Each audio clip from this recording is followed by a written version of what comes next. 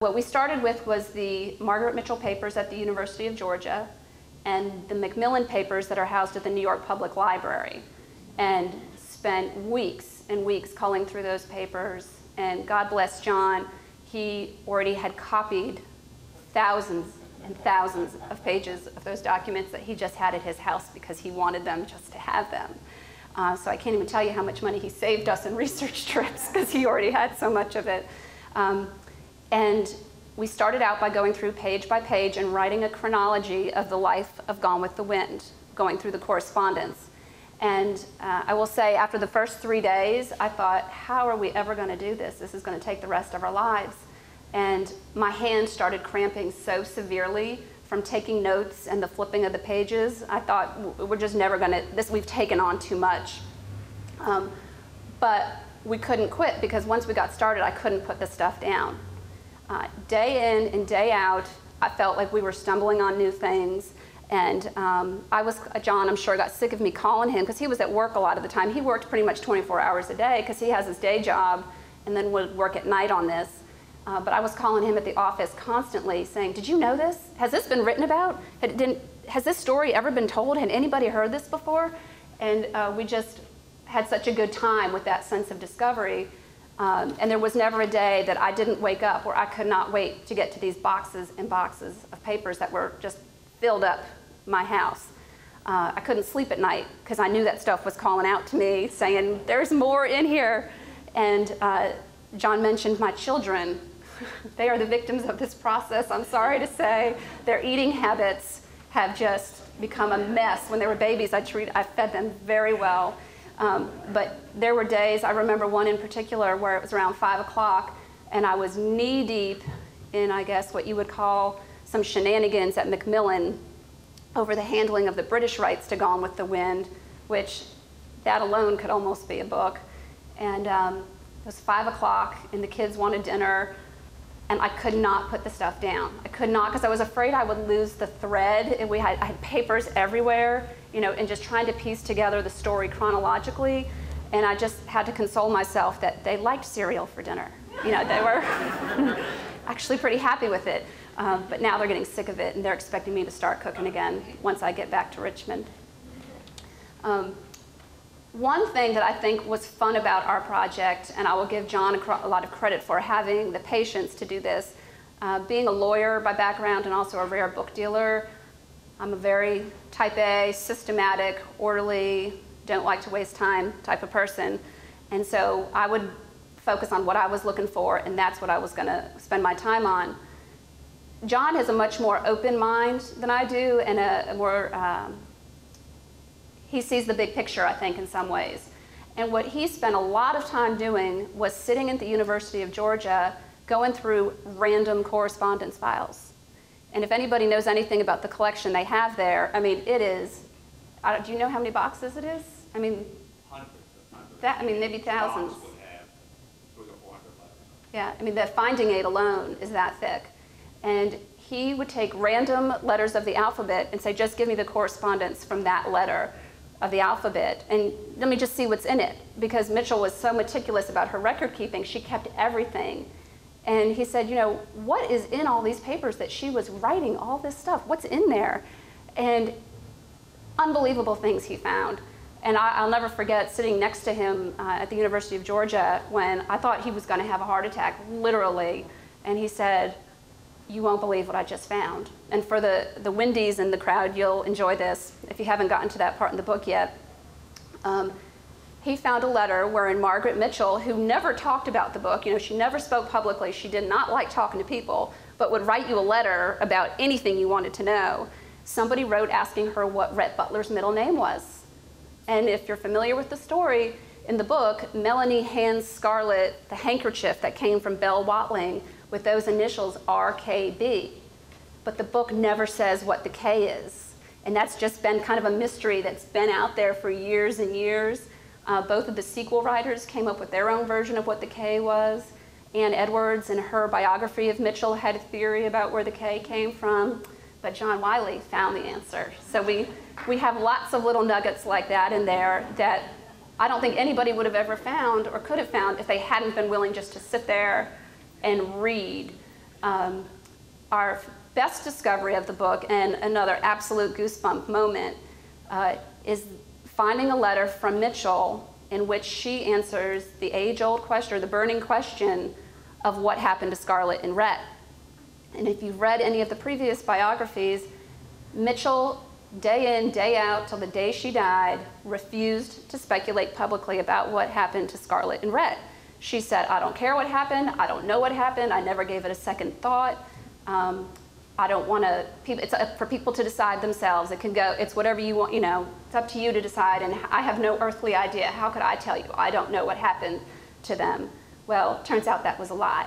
She did know what happened to them, had a very definite answer, had a very well thought out answer to the question, and she told it to Kay Brown, who was David Selznick's associate. And it's an answer that I think might surprise some people. But again, a wonderful, wonderful moment to be there and to say, this is what happened to Scarlett and Rhett. And so we're thrilled to be able to answer that question for you. But I'm not going to give it away, because I want you to enjoy that part of the book. And this is maybe digressing a little bit, but John mentioned when Margaret Mitchell dies, we don't want to give that away. She's not alive still, so she does die in the book. And my husband, who was, he's my John Marsh, he was so great reading draft chapters for us, he was furious at me in the part when Margaret Mitchell dies, because he knew she was going to die at some point, but he said it was such a surprise that he was mad. He said, I'm not ready for her to be dead yet. He said, you have to give it some foreshadowing. And I said, well, there's no foreshadowing in life when people die. She died, and it was a very tragic, sudden death. So I don't know if that's a good thing or a bad thing, but it was really funny that that was his reaction to the book, that he was angry that Margaret Mitchell had died and that he felt like he hadn't had a chance to say goodbye to her. So that was a lot of fun. Another, for me, very special part of this project was getting to know the backstory of the people involved with Gone with the Wind. And that was another mission we had. In the Mitchell biographies, obviously they focus on Margaret Mitchell because she is the star, and that's really why we're all here today. But she wasn't the only one who made Gone with the Wind the treasure that it is today. Macmillan had a tremendous group of people working behind the scenes, and there were, many of those people have never really been mentioned in the books. They're kind of just in passing. And there were many people in Atlanta who were working behind the scenes to make Gone with the Wind what it is today. And one of those people is Norman Berg, who was the Macmillan sales rep who held Mitchell's hand. She said that he held her hand during the pregnancy of Gone with the Wind, the manuscript. And we're thrilled today to have some of his family members here who were most gracious in cooperating while we were doing the research. And perhaps the part I'm most proud of in our book is that we have photographs of these people for the first time. None of those people that you see in there, Norman Berg, the Macmillan brothers, Lois Cole, those people have not appeared in previous books about Gone with the Wind. And I loved calling those family members, tracking them down a lot through Google and through Facebook even. This book could not have been written without Google and Facebook. And contacting those people and saying, did you know about your relative's role? And in some cases they did, in some they had no idea. And we're just like, what? He did what? Tell me about it. And to be able to include those people's photographs and to make them, I feel, bringing them into the story of Gone with the Wind, because it was all about Mitchell, but she would have been the first person to say, these other people deserve credit as well. But perhaps the most important of those people to get credit is Lois Cole, who was the associate editor at Macmillan, who had been a friend of Mitchell's for years, and was the one who introduced Mitchell to Macmillan. And if it hadn't been for her, who knows what would have happened. She, in previous accounts about Gone with the Wind, is kind of treated as a bit player. The star of the story really has always been Harold Latham, who was Lois Cole's boss. He was the editor-in-chief at Macmillan. He was vice president of Macmillan. He was the leading editorial voice there. So he's certainly a relevant character, you can't deny that. But as John and I were going through the documents, literally day by day by day, these correspondence files, something seemed really amiss to us. and that was that Harold Latham's name was not on any of the letters. And as we developed our chronology, we realized he was out of town for almost all of 1935 and 1936, the key years when this manuscript was developed, marketed, and released. He was on scouting trips. I mean, and that was his job. He was on scouting trips. He was out drumming up business, finding new manuscripts. He was also in Europe, selling Macmillan books to the overseas publishers. And a common theme to our book is he was on vacation. And you will see that on more than one time. These people back then, you know, you hear these stories about the greatest generation and how they were working themselves to death and how lazy we are. The story we've discovered is that they went on vacation a lot. And they went for a long time. And when they went, they didn't have cell phones and computers, fax machines. They were gone. And from May of 1936 until October of 1936, so May to October, keep in mind, Gone with the Wind came out June 30, 1936. Harold Latham was on sabbatical that entire time. The movie rights were sold, the whole bit. He had nothing to do with any of it. In fact, there was a letter he wrote 20 years later when John Marsh asked a question about the movie rights deal, and Harold Latham said, I was on vacation, and I don't know why you people even tried to reach me. He was annoyed that they had even dared try to find him. So we knew there was more to this story with Lois Cole. We could not find her papers anywhere at any archive, but we were able to find her children. And her son, I like to say, had a wonderfully Googleable name. You know, his name is Turney, so it was very nice being able to find him. And within 5 minutes of getting him on the phone, I knew there was more to the story, much more to the story. And I knew that because he refused to talk to me. And he said, here's the story. My mother and Margaret Mitchell were best friends, something that people really didn't know. In fact, he was her godmother. Margaret Mitchell was his godmother. And he said, my mother never spoke about her role in Gone with the Wind because that's the way Aunt Peggy wanted it. And we've never talked about it because that's the way our mother told us it was to be handled. And he said, I will tell you, you're right, there is more to the story, but we cannot talk about it because we promised our mother we wouldn't. And I said, well, just please tell me this, where are her papers? Are they in some archive somewhere that we can get to them? And he said, nope, they're sitting in my sister's attic in Indiana. And there are boxes of them, boxes and boxes of them, an entire attic full of them. And I just, you know, I couldn't believe it. So he said he would do this. He would talk to his sister and see if there was a chance she would talk to us, but, you know, don't expect anything.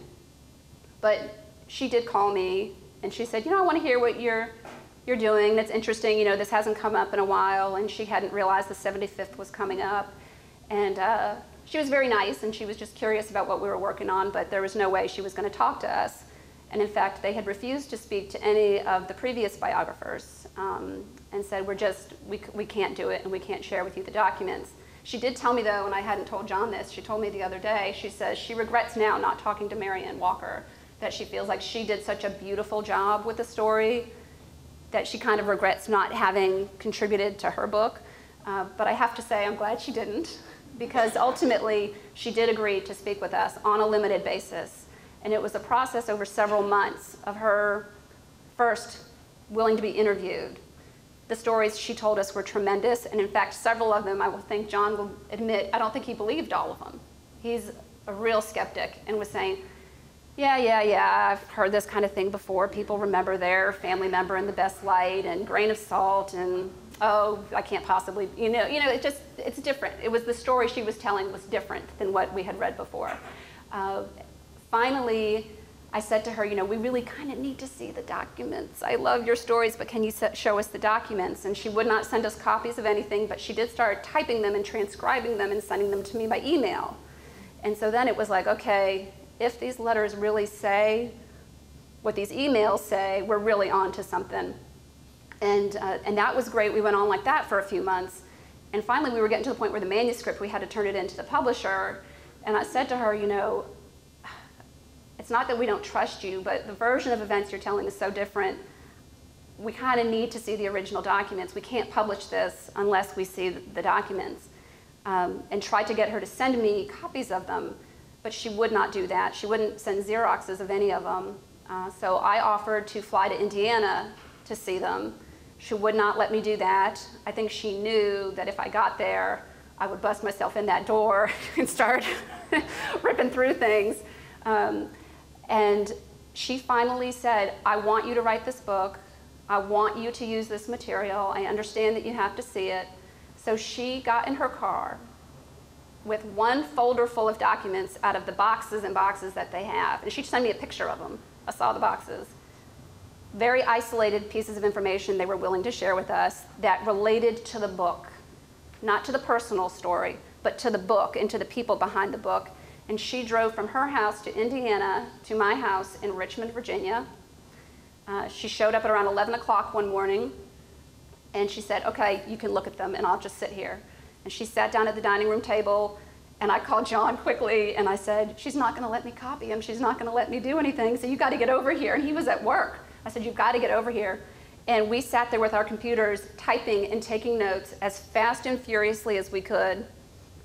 We didn't get it all, but we got as much as she would let us have. And then about 2 hours later, she hopped back in her car and left. And I thought, okay, well, we got enough down. We can call her and ask her, for clarification if we need be, or to double check some things. And nope, she didn't. That was it. We had our 2 hours.